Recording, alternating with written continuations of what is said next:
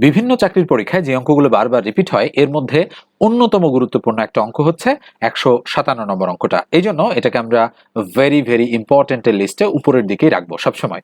বলা হচ্ছে a plus B equal to 7 এবং ab ইকুয়াল টু 12 হলে 1 ভাগ a স্কোয়ার প্লাস 1 ভাগ b স্কোয়ার এর মান কত? তো আমাদের মান বের করতে হবে কার? 1 ভাগ a স্কোয়ার প্লাস 1 ভাগ b স্কোয়ার।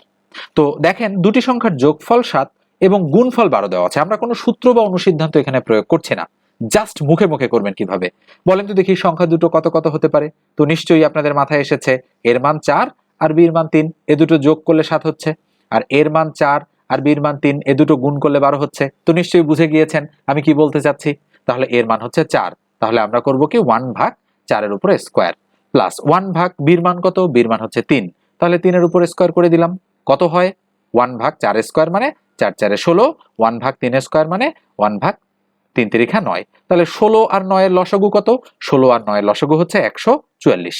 তাহলে 16 দ্বারা 144 কে ভাগ করলে 9, 9 একে 9 যোগ 9 দ্বারা 144 কে ভাগ করলে কত হবে? 16, 16 একে 16। তাহলে কত হচ্ছে?